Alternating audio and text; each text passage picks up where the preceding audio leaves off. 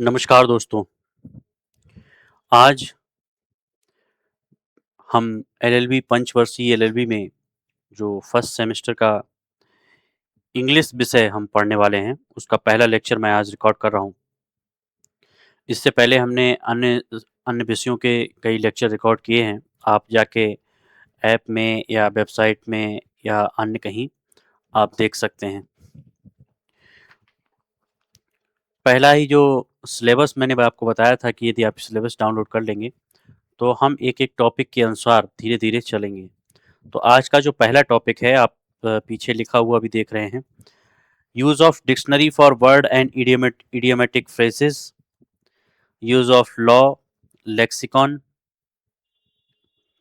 Major categories of word formation in English with special reference to expression of Latin and French, origin, current and popular use in British and American English. तो आज जो हम इस class की शुरुआत कर रहे हैं, सबसे पहले तो हम जानेंगे कि इस क्लास के माध्यम से हम सिर्फ इंग्लिश नहीं पढ़ रहे हैं। एक लीगल लैंग्वेज हम किस तरह से हम ड्राफ्टिंग में यूज़ करेंगे और आगे भी जब हम आर्गुमेंट करेंगे तो उसमें हमें इंग्लिश जो एक टेक्निकल भाषा होती है, वकील की जो टेक्निकल भाषा होती है, उन वर्ड्स का ही यूज़ करना है। आपको अपनी घरेलू इंग्लिश यूज़ नहीं करना है। तो इस पर हम देखेंगे कि हमें केवल कानून का जानना ही पर्याप्त नहीं है। कानून को एक्सप्रेस करना और उसको ड्राफ्ट में जो लिखने वाला एक्सप्रेशन है वो भी होना चाहिए। क्योंकि ज़्यादातर जो देखिए इंग्लिश की जो किताबें हैं, वो जो जो कानून की जो किताबें हैं वो सारी इंग्लिश में हैं। आप आगे कोर्ट्स में जो भी आप आगे जाएँगे, तो वहाँ स इंग्लिश के बिना तो आपका गुज़ारा नहीं है। तो क्योंकि जो मेन-मेन किताबें हैं bare acts, judgments, legal notices, contracts और कोर्ट ऑर्डर्स, इन सब की जो मुख्य भाषा है, वो इंग्लिश ही रहती है। इसलिए आज हम केवल इंग्लिश नहीं पढ़ेंगे बल्कि ये समझेंगे कि एक लॉ स्टूडेंट के लिए इंग्लिश लैंग्वेज का सही प्रयोग क्यों महत्वपूर्ण है। आज का जो हमारे टॉपिक है उसकी जो मेन-मेन बातें रहेंगी, वो पहला रहेगा डिक्शनरी का प्रयोग, वर्ड्स और idiomatic phrases, legal lexicon, English में वर्ड फॉर्मेशन और लैटिन फ्रेंच एक्सप्रेशन, ब्रिटिश और अमेरिकन इंग्लिश के करंट एवं पॉपुलर यूजेस। तो आइए एक-एक करके हम समझते हैं।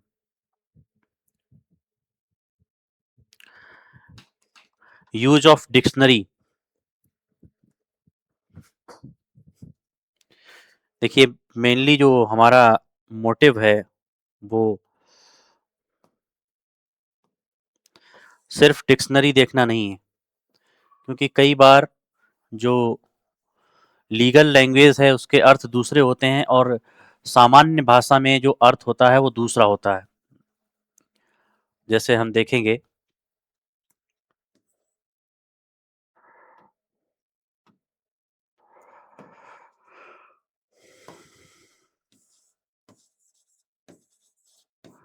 Use of dictionary.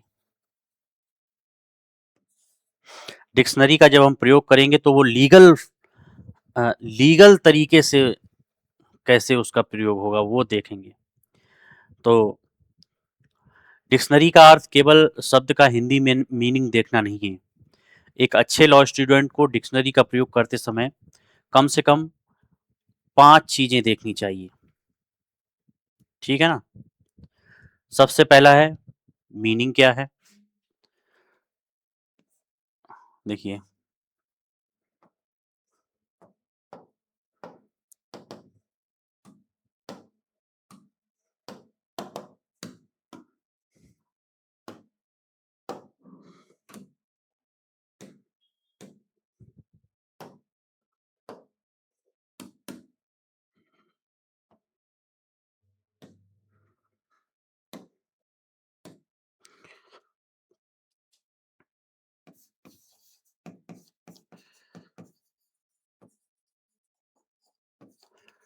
डिक्शनरी का यूज़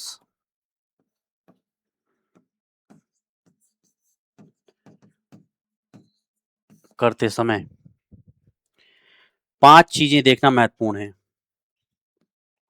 5 थिंग्स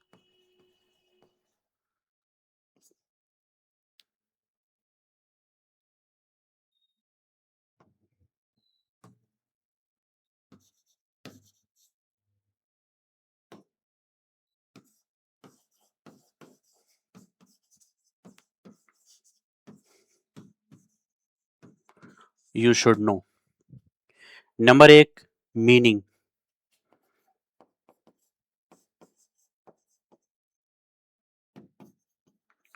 मीनिंग क्या है? Number 2, pronunciation.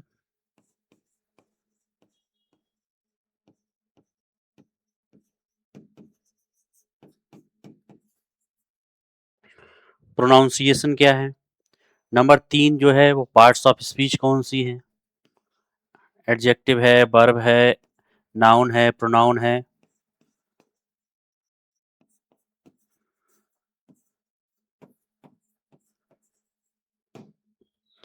स्पीच क्या है? चौथा है उसका यूजेस कहाँ पर है? यूजेस कहाँ पर है? और पाँचवाँ है लीगल मीनिंग।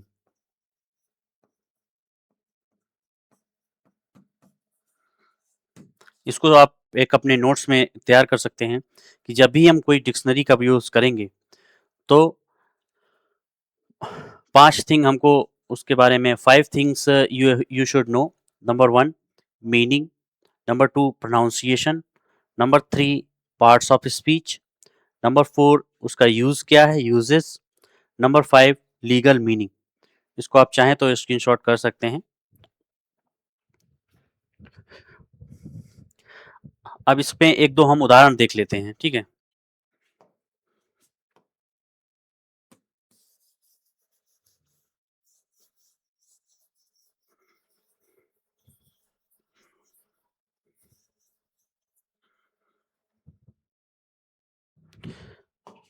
जैसे देखिए, एक वर्ड है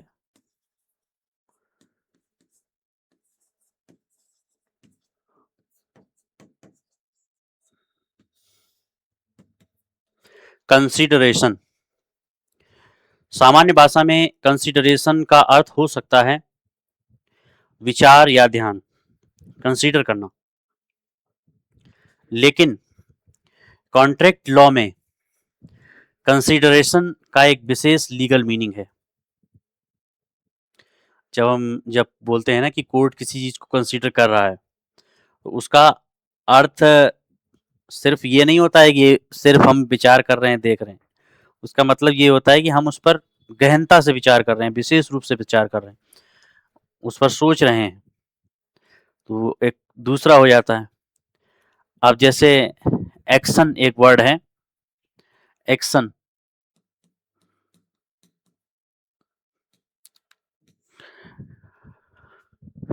सामान्य इंग्लिश में एक्शन का अर्थ होता है कोई भी कार्य, लेकिन लॉ में लीगल एक्शन का अर्थ कानूनी कार्रवाई हो सकता है। इसलिए लॉ स्टूडेंट के लिए डिक्शनरी केवल वोकेबलरी की किताब नहीं है, ये उसके लिए लीगल लैंग्वेज का पहला टूल है। अब दूसरा हम देखते हैं वर्ड और इडियोमेटिक फ्रेजेस। ये क्या होते हैं?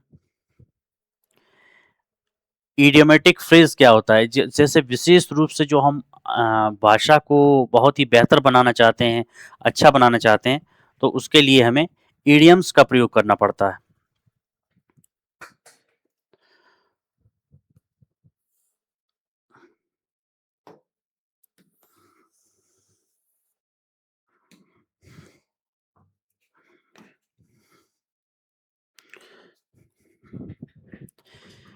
वर्ड्स और इडियोमेटिक फ्रेजेस।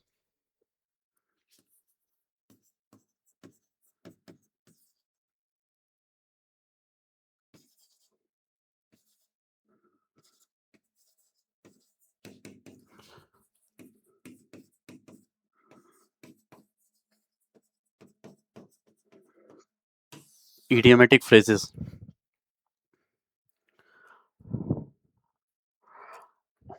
इडियोमेटिक फ्रेज या इडियम ऐसा एक्सप्रेशन होता है जिसका अर्थ उसके इंडिविजुअल वर्ड्स को देखकर हमेशा सीधे सीधे समझ में नहीं आता है। अगर आप सीधा सीधा अर्थ देखेंगे तो वो अर्थ नहीं निकलेगा, लेकिन उसमें एक छुपा हुआ एक नया अर्थ ही निकलेगा।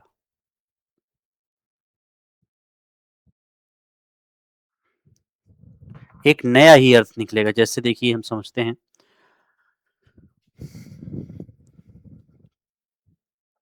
यहाँ पर लिख लेते हैं, इडियोमेटिक फ्रेज क्या होता है?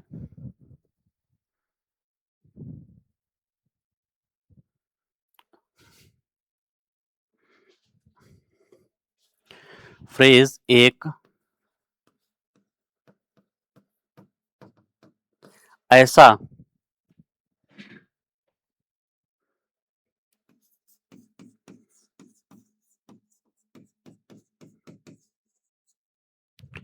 एक्सप्रेशन होता है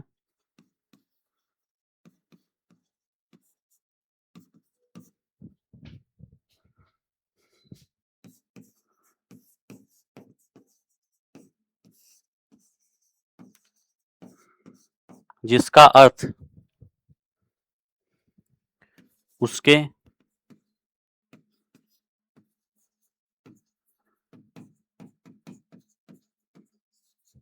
इंडिविजुअल वर्ड्स को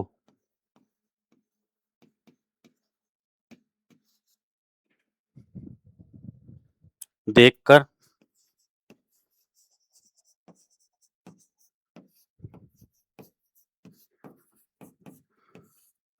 हमेशा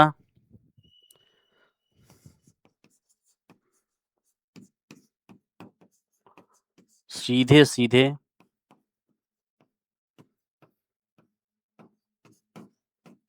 नहीं होता है। ए ब्लेसिंग इन डिस्कस डिसग्यूज, उदाहरण के लिए हम देख लेते हैं,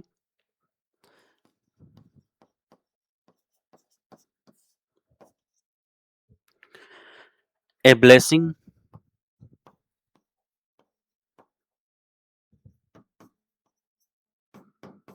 इन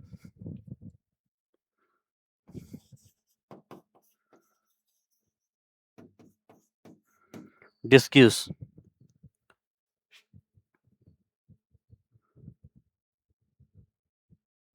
इसका जो शब्दशः अर्थ होगा, शब्दशः जो अर्थ होगा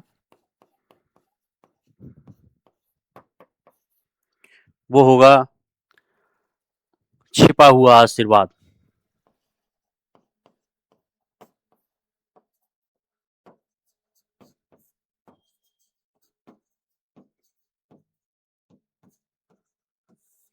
आशीर्वाद, ठीक है। लेकिन जो इसका वास्तविक अर्थ होता है वो क्या होता है? वास्तविक अर्थ,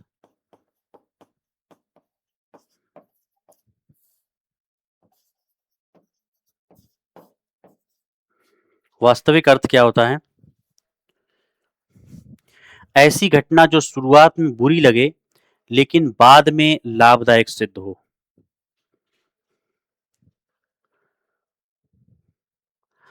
ऐसी घटना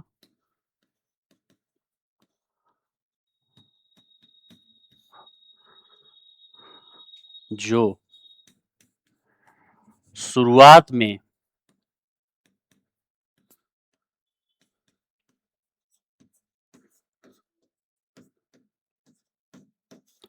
बुरी लगे लेकिन बाद में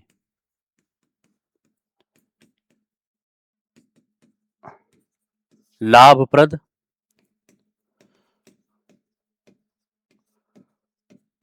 सिद्ध हो। इसका जो वास्तविक अर्थ है वो ये है कि ऐसी घटना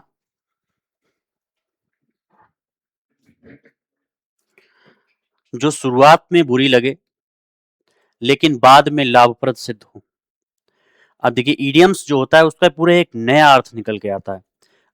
जो एग्ज़ैक्ट वर्ड्स होते हैं इसीलिए ये सब चीज़ें आपको पढ़ाई जा रही हैं। अभी आपको डिक्शनरी बताया था कि आप कैसे उसको 5 भागों में कोई भी वर्ड्स होगा, तो उसको आप 5 भागों में सोचेंगे। आप ऐसा नहीं सोचेंगे कि सीधे जाके एकदम डिक्शनरी देख लिया, वही आपके लिए अर्थ होगा। नहीं, लीगल फॉर्म में वो क्या अर्थ लेगी, वो वर्ड क्या अर्थ लेगा। ये इसीलिए ये इडियम्स भी जब हम कोई भी अ, जजमेंट देखते हैं या जज साहब कुछ कहते हैं, तो कई बार उनमें इडियम्स के प्रयोग होते हैं या मान लिया आप अपनी बात रख रहे हैं एज़ ए लॉयर, तो उसमें भी आप कई बार इडियम्स का अब आप उसका अगर अर्थ देखने लग जाएँगे, तो अर्थ का अनर्थ हो जाएगा। शब्दशः अगर अर्थ देखने लग जाएँगे तो अर्थ अनर्थ हो जाएगा। क्योंकि जो जजमेंट्स होते हैं, ये सब होते हैं, उनके एक-एक वर्ड्स का आप मान लीजिए कि बहुत ज़्यादा उसका महत्व है। एक-एक एक-एक वर्ड का की लोग व्याख्या करते हैं, परिभाषाएँ देते हैं, तो आपको किस तरह ये सब चीज़ें सिखाई जा रही हैं, उसी तरह देखिए। तो जो हम इडियम्स एंड फ्रेजेस पढ़ेंगे, तो एक ऐसा एक्सप्रेशन होता है जिसका अर्थ उसके इंडिविजुअल वर्ड को छोड़कर को देखकर हमेशा सीधे-सीधे नहीं होता है। एक नया ही अर्थ होता है। अब देखिए उदाहरण, ए ब्लेसिंग इन डिस्कस शब्दशः जो है छिपा हुआ, शब्दशः जो अर्थ होगा वो क्या होगा, छिपा हुआ आशीर्वाद। लेकिन वास्तविक अर्थ है कि एक ऐसी घटना जो शुरुआत में बुरी लगे लेकिन बाद में लाभप्रद सिद्ध हो।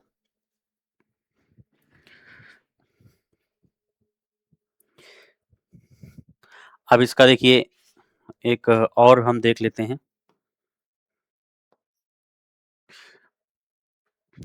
At the 11th our idiom है।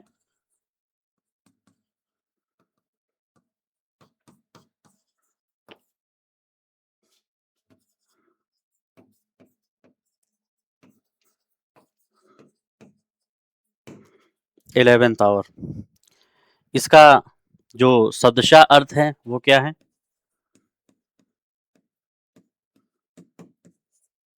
11वें घंटे में।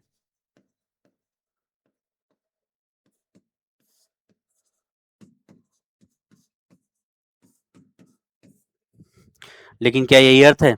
ऐसा नहीं है। इसका अर्थ जो रियल अर्थ होता है वो होता है बहुत अंतिम समय पर। बहुत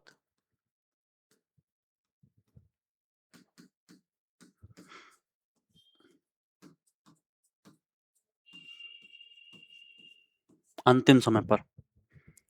ठीक है ना? लॉ में भी कई एक्सप्रेशन ऐसे मिलते हैं जिनका अर्थ कॉन्टेक्स्ट के आधार पर समझना पड़ता है।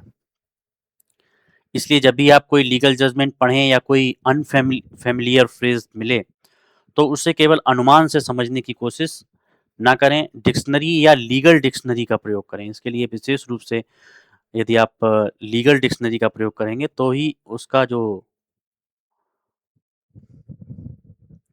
सही अर्थ है उसे समझ पाएँगे, जान पाएँगे। अब हम तीसरे पार्ट पर आते हैं, लीगल लेक्सिकन। लीगल लेक्सिकन का अर्थ होता है, लेक्सिकन का अर्थ होता है देखिए,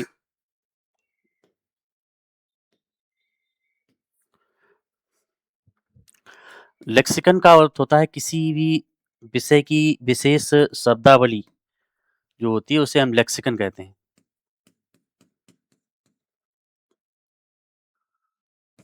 या लीगल लेक्सिकन। हर विशेषज्ञ की एक अपनी भाषा होती है। तो ये जो आप पढ़ाई पढ़ रहे हैं, ये एक कानून के विशेषज्ञ बनने के लिए पढ़ रहे हैं। आप सामान्यज्ञ नहीं हैं, आप एक विशेषज्ञ हैं एक चीज़ के। तो आपकी जो भाषा होनी चाहिए, वो विशेषज्ञ उसमें झलकना चाहिए कि आप एक विशेषज्ञ की तरह बोल रहे हैं। जब आप कोई भाषा पढ़ते हैं, तो उसमें अगर उन वर्ड्स का विशेष रूप से प्रयोग होता है, तो लगता है कि ये किसी अ, ऐसे व्यक्ति की भाषा है जो वकील है, कानून की भाषा में आप बोलते हैं। तो लेक्सिकन का अर्थ होता है किसी भाषा या किसी विशेष क्षेत्र में प्रयोग होने वाले शब्दों का संग्रह। ठीक है ना? तो लेक्सिकन का ये देखिए क्या होता है, किसी भाषा या किसी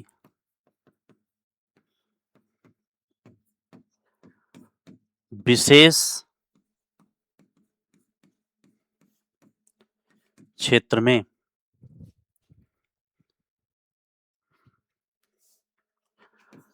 प्रयोग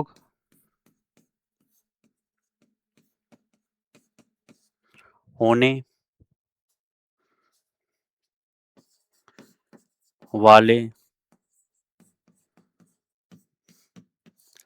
शब्दों का संग्रह। ये हो गया लेक्सिकन का अर्थ। इसलिए जो लीगल लेक्सिकन है,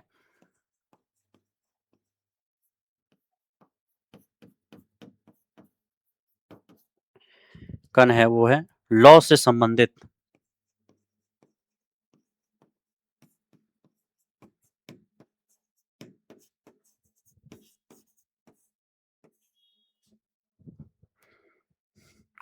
विशेष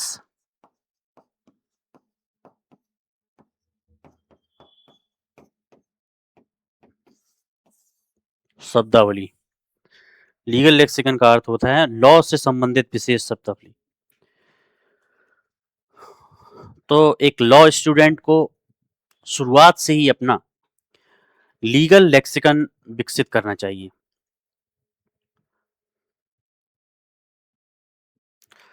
कुछ हम लीगल वर्ड्स देखते हैं। प्लेंटिफ, देखिए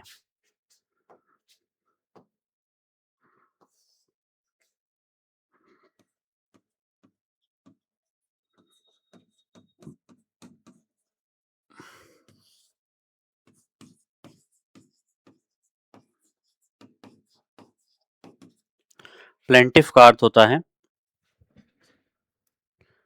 वह व्यक्ति होता है जो सिविल केस में कोर्ट के सामने दावा या सूट प्रस्तुत करता है। प्लेंटिफ वह व्यक्ति होता है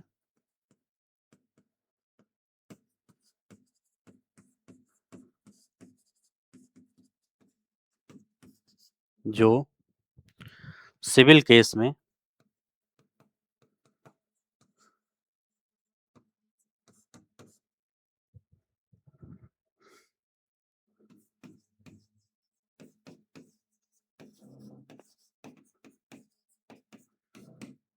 कोर्ट के सामने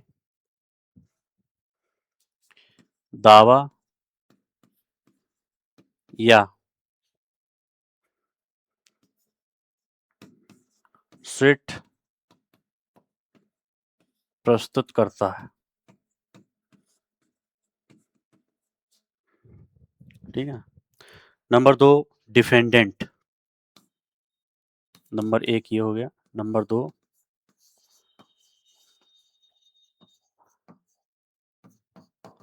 डिफेंडेंट।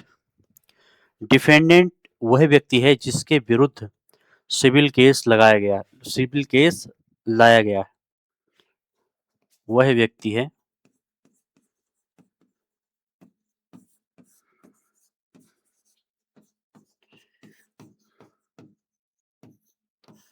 जिसके विरुद्ध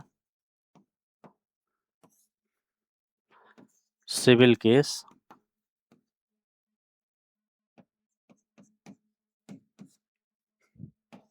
लाया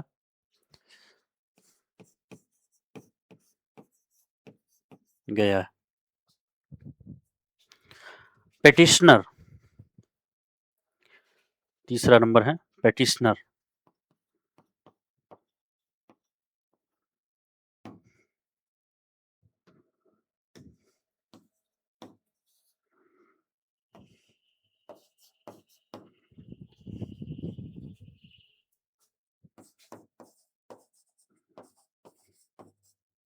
पेटिशनर वह व्यक्ति है जो कोर्ट में पेटिशन प्रस्तुत करता है।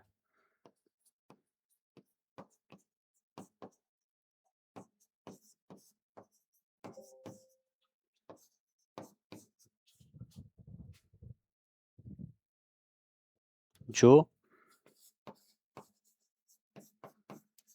कोर्ट में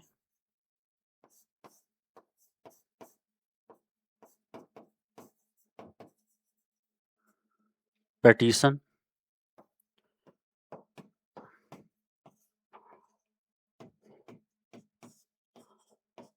प्रस्तुत करता है।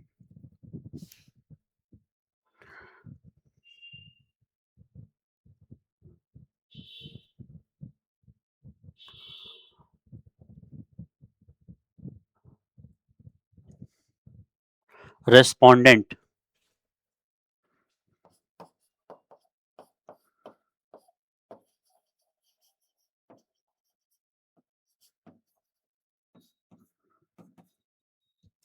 रेस्पोंडेंट वह पक्ष है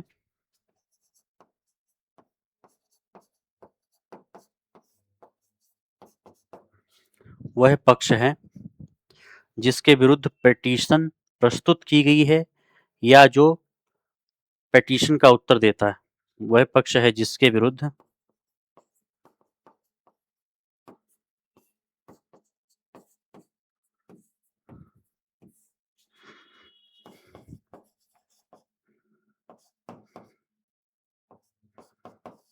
पेटिशन प्रस्तुत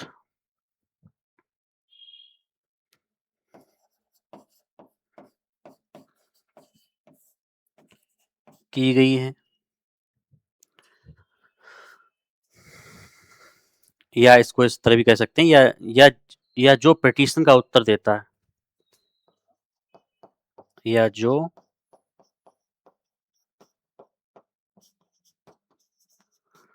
पेटिशन का उत्तर देता है।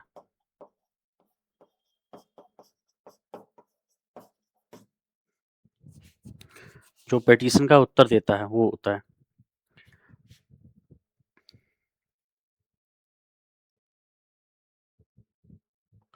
एपेलेंट।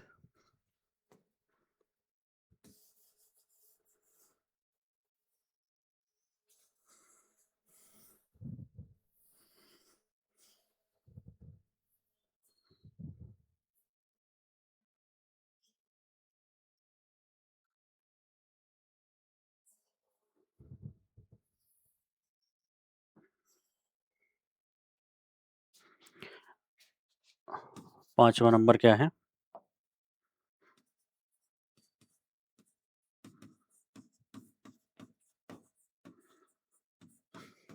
एपेलेंट। एपेलेंट वह व्यक्ति है जो लोअर कोर्ट में लोअर कोर्ट के डिसीजन के विरुद्ध हायर कोर्ट में अपील करता है। एपेलेंट यह है वह व्यक्ति है जो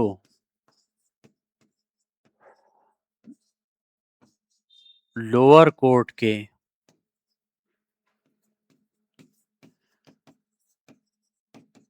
डिसीजन के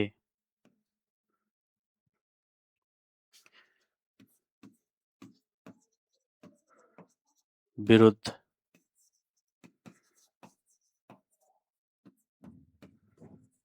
हायर कोर्ट में अपील करता है।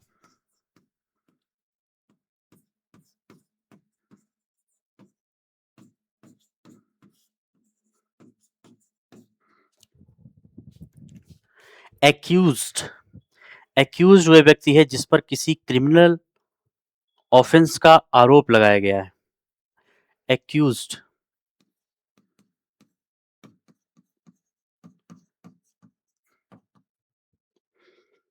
एक्यूज्ड क्या है? वह व्यक्ति है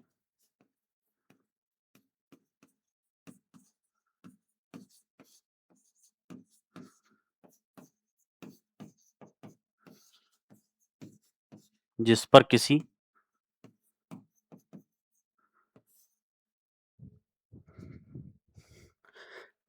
क्रिमिनल,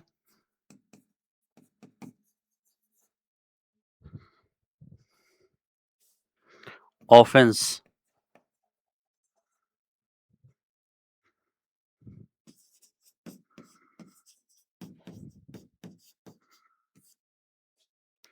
का आरोप लगाया गया है।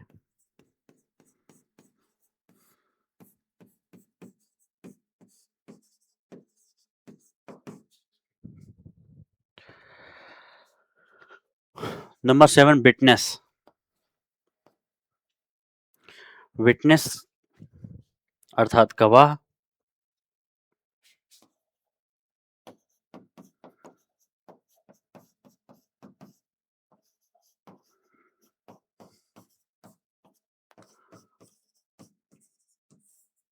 अगली क्लास में हम एक बड़ा सेट लेके आएंगे, एक पीपीटी लेके आएंगे जो आपको बहुत सारे लीगल वर्ड्स को आपको वो याद करने होंगे और इन फ्यूचर वो हमेशा काम आएंगे।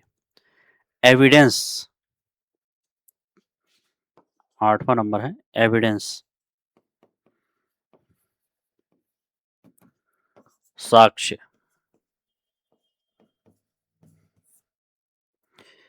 और 9वां नंबर है जजमेंट।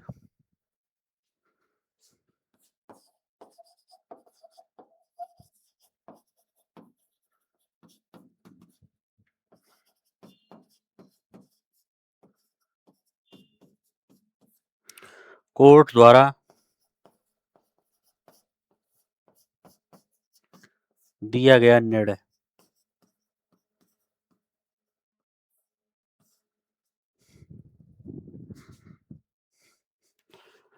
10वां नंबर क्या है?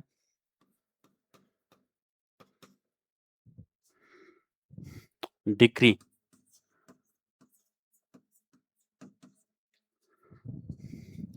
सिविल प्रोसीडिंग्स में कोर्ट द्वारा औपचारिक रूप से व्यक्त किया गया एडजुडिकेशन जो पार्टीज के राइट्स को कंक्लूसिवली डिटरमिन करता है। डिक्री सिविल प्रोसीडिंग्स में कोर्ट द्वारा औपचारिक रूप से व्यक्त किया गया एडजुडिकेशन जो पार्टीज के राइट्स को कंक्लूसिवली डिटरमाइन करता है। देखिए विशेष रूप से है ये।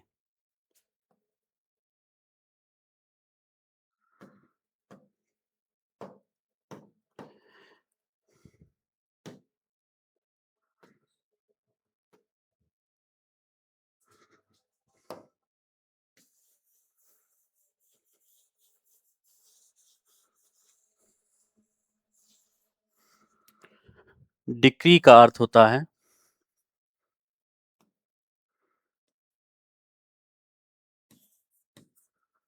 दसवां नंबर है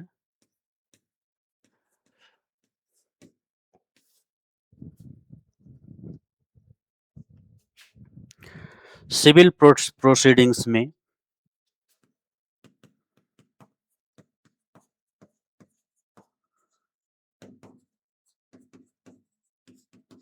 डिंग्स में कोर्ट द्वारा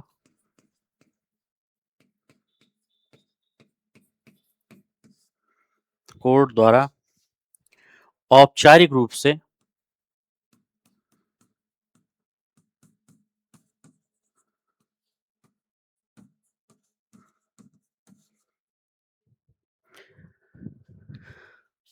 व्यक्त किया गया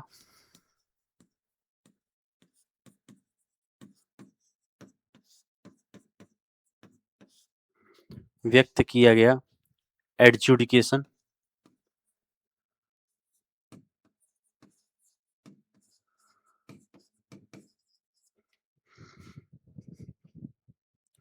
जो पार्टीज के राइट्स को कंक्लूसिवली जो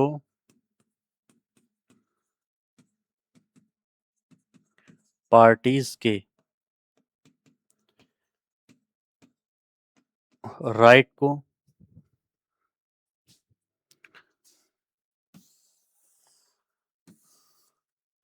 कंक्लूसिवली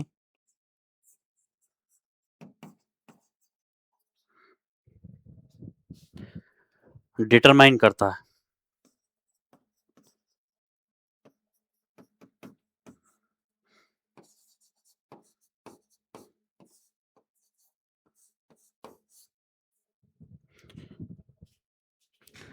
यहाँ पर ये ध्यान देने वाली बात है कि जो जजमेंट और डिक्री एक ही चीज नहीं है, उसमें बस उनके जो राइट्स हैं उनको डिटरमाइन किया जाता है। जजमेंट्स पूरी तरह से जजमेंट होता है, डिक्री में सिर्फ उनके राइट्स को जो बताया जाता है, डिटरमाइन किया जाता है।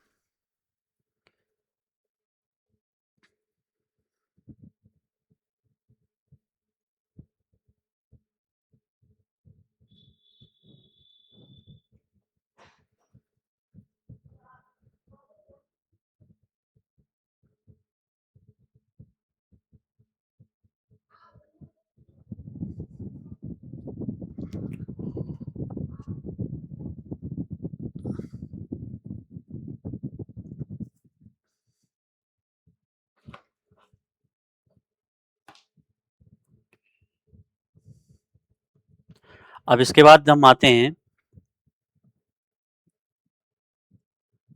आगे।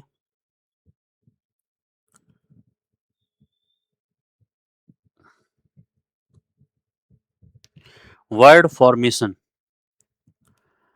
वर्ड फॉर्मेशन का मतलब होता है कि आप नए प्रकार के वर्ड्स बनाएंगे, कुछ चीजों को मिला के नए प्रकार के वर्ड्स बनाएंगे। इंग्लिश भाषा में नए शब्द कई तरीकों से बनते हैं।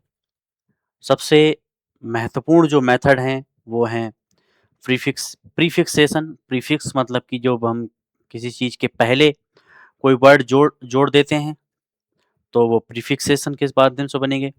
किसी वर्ड्स के बिगिनिंग में लेटर्स या एलिमेंट जोड़कर नया वर्ड बनाना, जैसे लीगल है, इसी में अगर हम इल लगा देंगे तो इलीगल हो जाएगा। Words formation.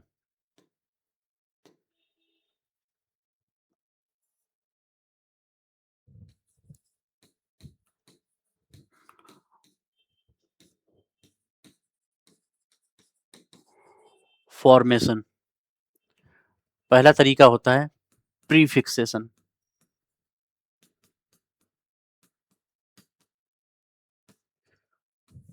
प्रीफिक्सेशन किसी वर्ड के आगे कुछ लगा देना, जैसे लीगल है, इसके आगे आपने इल लगा दिया तो इलीगल हो गया। ऐसे ही इम निगा पॉसिबल है, जैसे मान लीजिए पॉसिबल है, इसके आगे आपने इम लगा दिया तो इम्पॉसिबल हो गया। इम्पॉसिबल हो गया। ऐसे ही यहाँ इम लगाने से अपोजिट मीनिंग बन गया। अब इसके बाद सफिक्सेशन, किसी के वर्ड के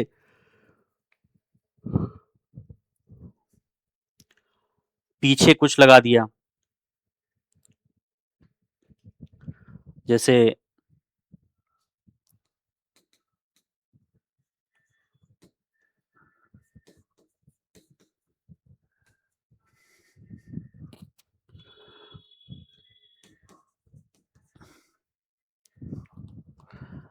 मान लीजिए कि जज है, इसके आगे जजमेंट हो गया, कुछ लगा दिया आपने। गवर्न है,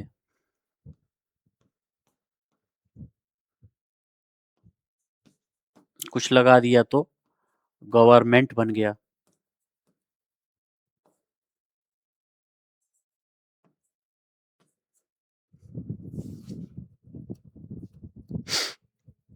डेवलप है,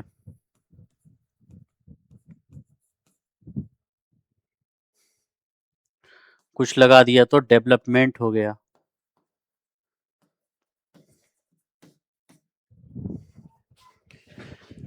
तो इस तरह देखिए आपने यहाँ पर कुछ जोड़ा है।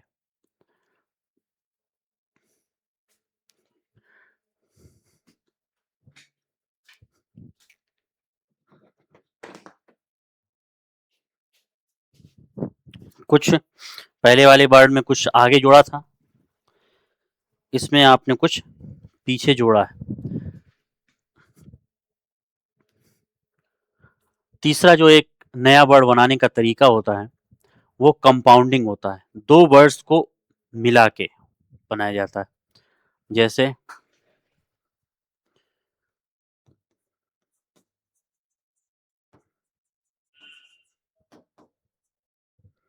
कंपाउंडिंग, कोर्ट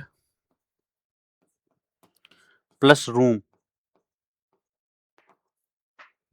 आगे बन गया कोर्ट रूम।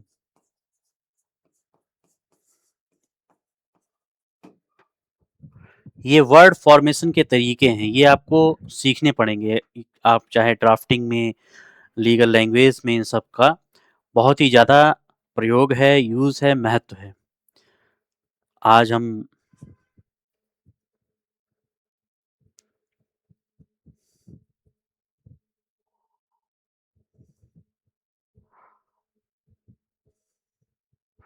कंपाउंडिंग, ठीक है ना?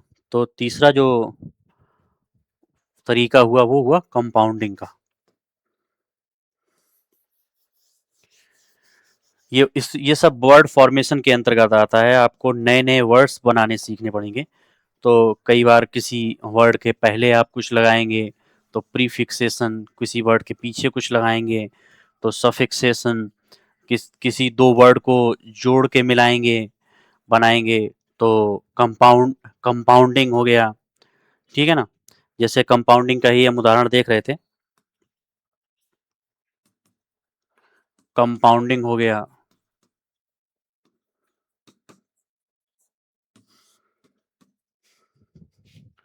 ठीक है ना? Law plus maker equal to law maker, law plus maker equal to law maker, ठीक है ना? ब्लैक प्लस बोर्ड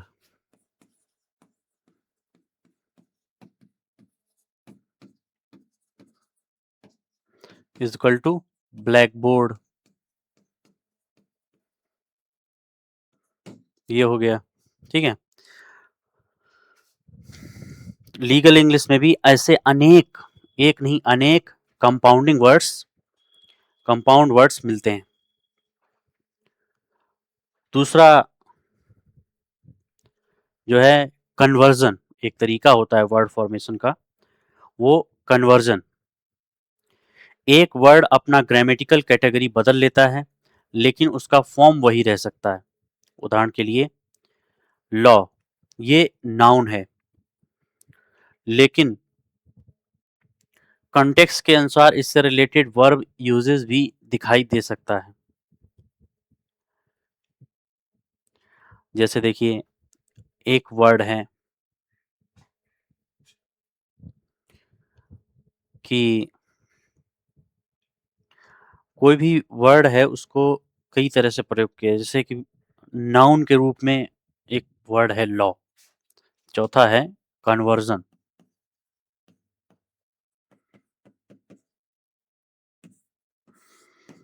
मान के चलते हैं एक वर्ड है लॉ, ये अभी यहाँ नाउन है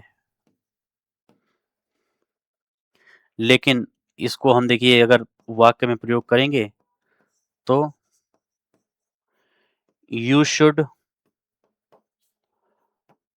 फॉलो लॉ,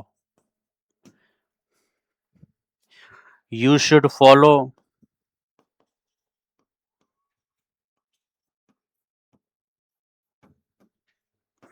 द लॉ।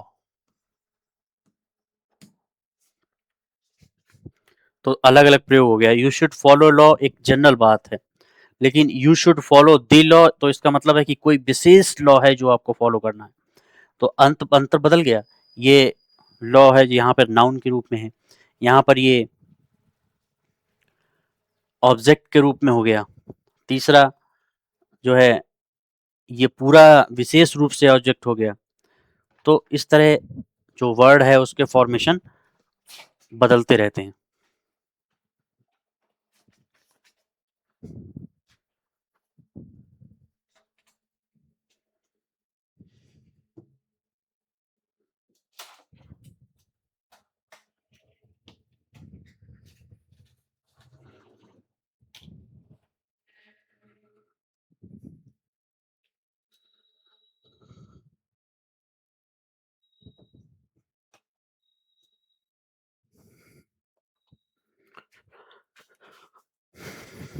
तो एक तरीका हो गया ये। दूसरा,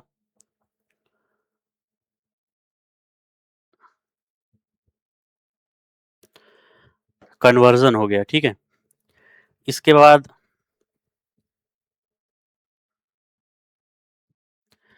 ब्लेंडिंग, नंबर 5 आता है ब्लेंडिंग।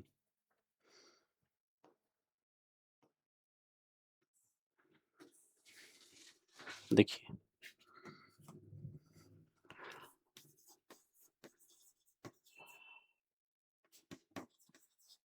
ब्लेंडिंग, ब्लेंडिंग का अर्थ होता है किन्हीं दो वर्ड्स को, उनके कुछ कुछ पार्ट्स को लेके एक नया वर्ड बनाना। जैसे स्मोक प्लस फॉग, स्मॉग, ठीक है ना, एक नया वर्ड बना।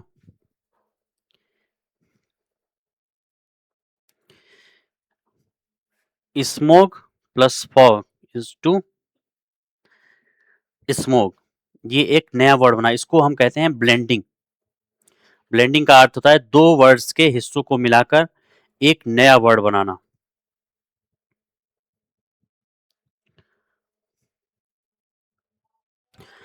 छठा जो है वो एक्रोनिम्स एंड एब्रेविएशन। कई बार किसी फ्रेज के इनिशियल लेटर से नया शॉर्ट फॉर्म बनता है। छठा जो तरीका है वो, जब हम किसी चीज का शॉर्ट फॉर्म बनाते हैं, इसको बोलते हैं एक्रोनियम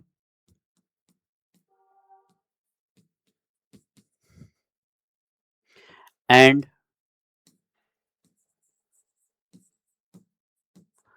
एब्रेविएशन।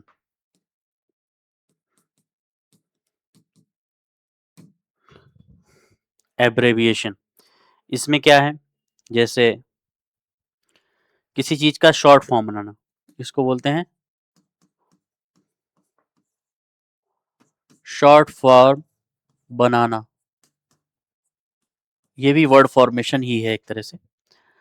तो इसमें देखिए, जैसे मान लीजिए यूएन हम बोलते हैं, तो इसका जो वैसे अर्थ है वह क्या है, यूनाइटेड नेशंस, तो यूएन हो गया। ऐसे ही नाटो, जैसे हम बोलते हैं नाटो, तो इसका क्या हो गया, नॉर्थ एटलांटिक ट्रीटी ऑर्गेनाइजेशन।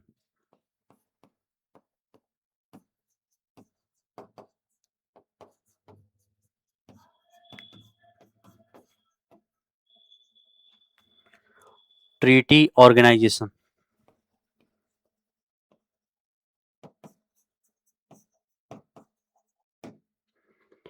ठीक है ना, नाटो हो गया। लॉ में भी बहुत सारे एब्रिविएशन होते हैं, जब शॉर्ट फॉर्म होती है तो उसको हम एब्रिविएशन कहते हैं। लॉ में जैसे आईपीसी, बीएनएस, ठीक है ना, सीआरपीसी, सीपीसी, एफआईआर, पीआईएल। तो ये एक वर्ड फॉर्मेशन का तरीका होता है, ठीक है ना। तो इसको हम 6 कैटेगरी में रखते हैं, एक्रोनिम्स एंड एब्रेविएशन, जैसे ये हम शॉर्ट फॉर्म बनाते हैं। ठीक है, आज की क्लास हम यहीं तक रखते हैं। आगे फिर हम लेटिन एक्सप्रेशन इन लॉ और भी 4-5 चीज़ें, 2-3 चीज़ें और डिस्कस करेंगे।